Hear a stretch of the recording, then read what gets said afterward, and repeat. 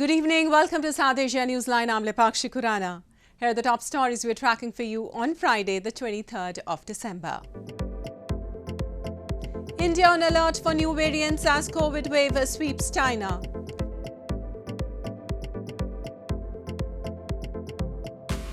Pakistan suicide car bombing kills one police official, injures others.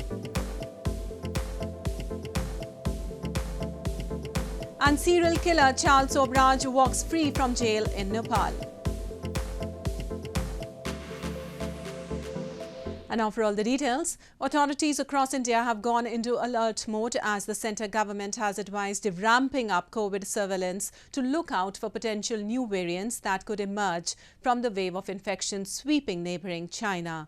India on Friday logged 163 new coronavirus infections, while the active cases declined to 3,380.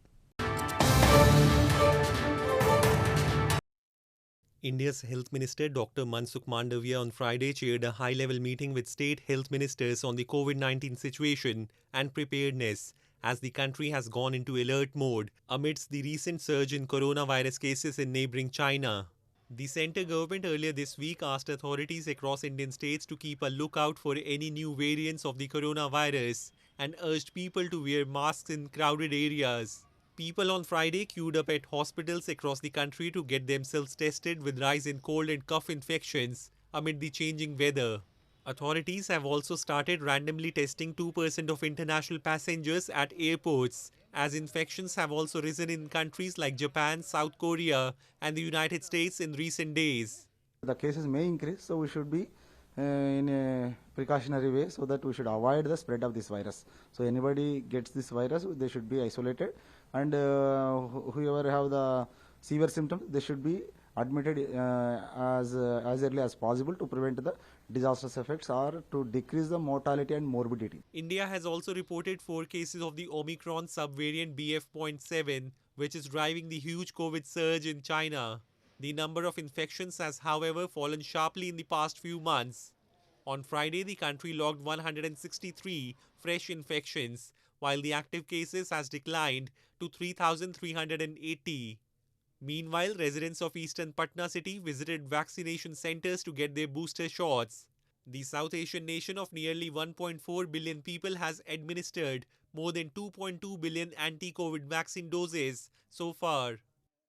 At least 16 Indian Army soldiers lost their lives in an accident in northeastern Sikkim state on Friday as the truck they were travelling skidded down a steep slope and fell into a gorge, the Army said in a statement. Defence Minister Rajnath Singh expressed pain over the loss of lives of the personnel and offered condolences to the bereaved families.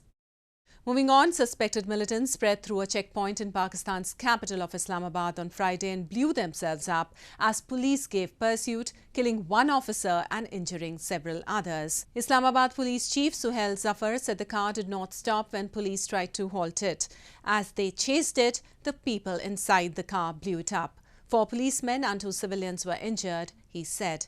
The car was packed with explosives and headed for a high-value target in the capital, the Interior Ministry said in a statement, giving no further details. TTP, Tehreek-e-Taliban Pakistan, claimed the car bombing, which came 2 days after a military operation killed 25 TTP militants after a standoff at a counter-terrorism facility. The group has ramped up attacks after calling off a ceasefire last month that was brokered by the Afghan Taliban in May. More on news from Pakistan. Pervaiz Elahi, a key ally of Pakistan's former PM Imran Khan, was de-notified as Chief Minister of crucial Punjab province on Thursday, dealing blow to Khan's plans to force snap polls through a dissolution bid. Elahi has termed the move as unconstitutional and has moved to Lahore High Court seeking judicial intervention. A key ally of Pakistan's former Prime Minister Imran Khan, Chaudhry Pervaiz Elahi, has been de-notified as Chief Minister of the country's largest province, Punjab, dealing blow to Khan's plans to force snap polls in the South Asian nation.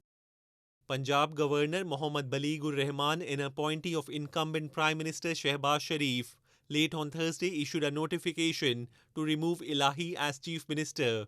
The order states as Elahi failed to undergo confidence vote as ordered by the governor, therefore he ceases to hold his office. Elahi, in response to the order, has moved to Lahore High Court, terming the order illegal and unconstitutional. Earlier on Thursday, PTI supporters protested in front of governor's official residence in Lahore. PTI party chairman Imran Khan, in a virtual address to the protesters, accused that the ruling coalition in the Federal Assembly was running away from elections as they fear the public. खुद अपनी दो हुकूमतों के अंदर election करवाने के तैयार है।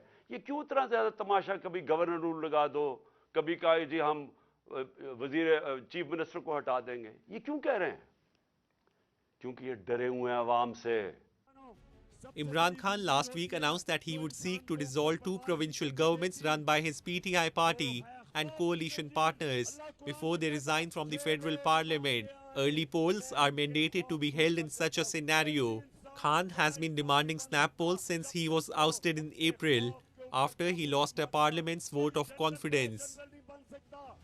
And Afghanistan's Taliban-run administration has closed universities to women partly due to female students not adhering to its interpretation of the Islamic dress code. Acting Higher Education Minister Nida Mohammad Nadim said on Thursday. The move has prompted strong condemnation from foreign governments and sparked protest in Afghan cities.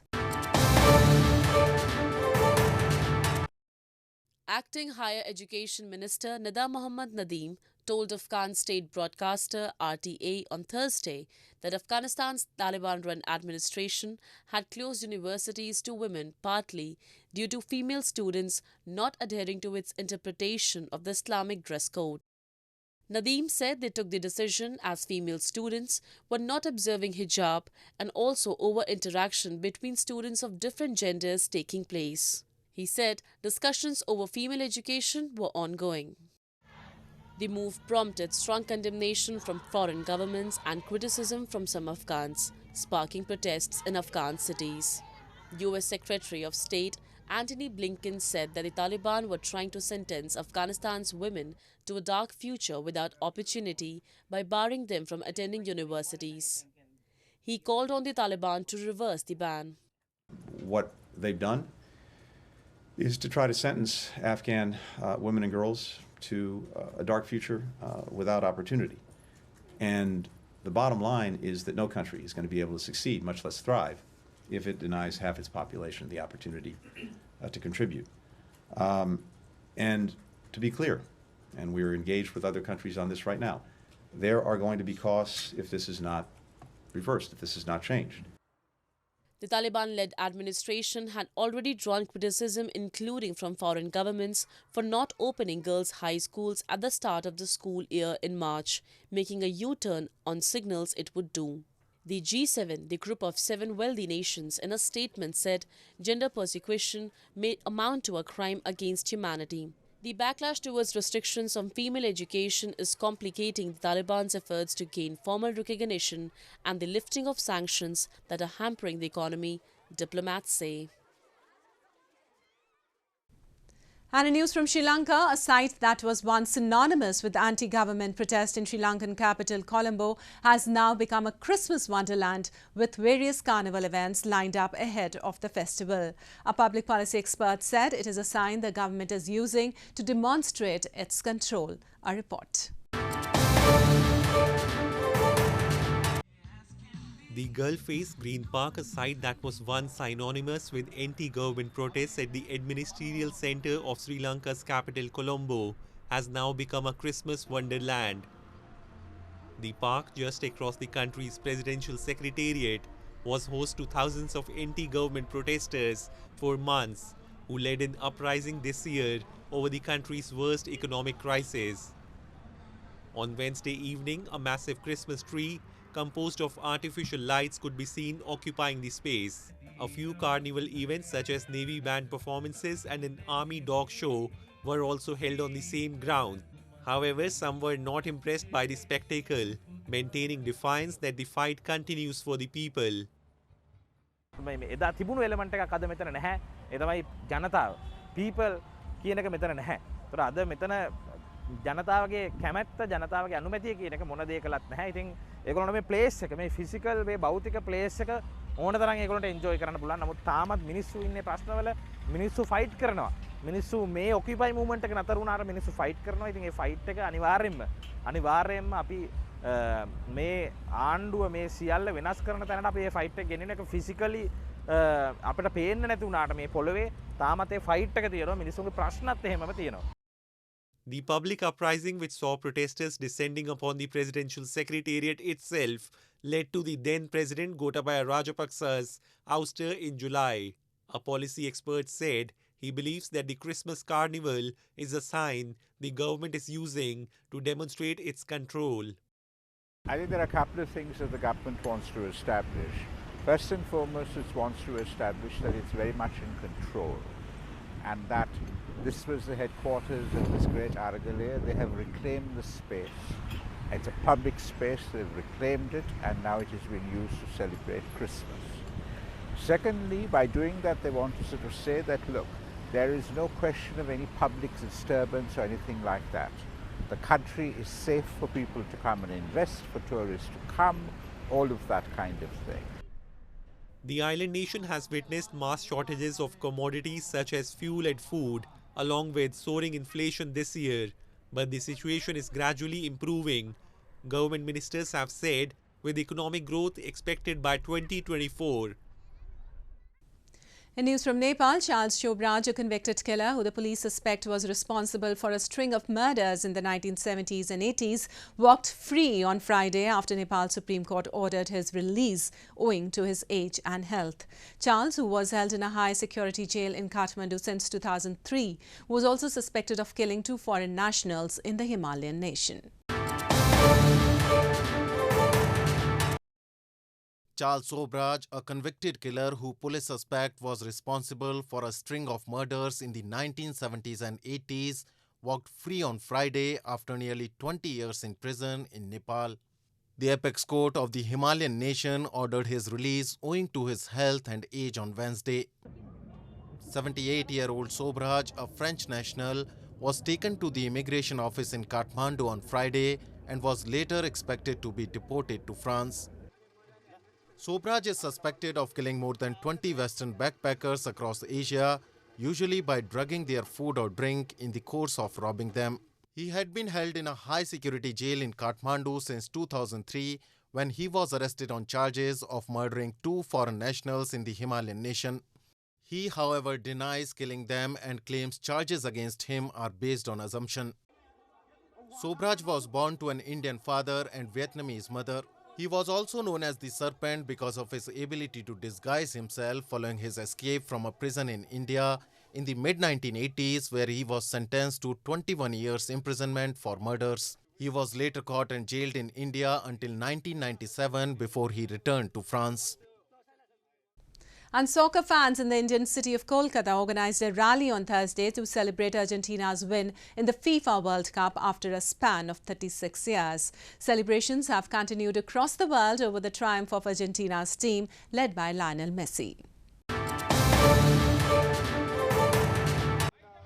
Soccer fans in India's eastern Kolkata city on Thursday organized a rally to celebrate Argentina winning the FIFA World Cup, as massive celebrations have continued across the world to mark the triumph. The fans from Kolkata's Argentina Football Fan Club held cutouts of soccer players Angel Di Maria, Lionel Messi and Paulo Dybala, among others, up in the air. Cheers for the World Cup winners soared high as the participants waved flags of Argentina and India while dancing. We are fans of Argentina because of this team, because of this person called Lionel Messi. We have fallen in love with this sport because of this man, and a person does not win a World Cup every other day, right?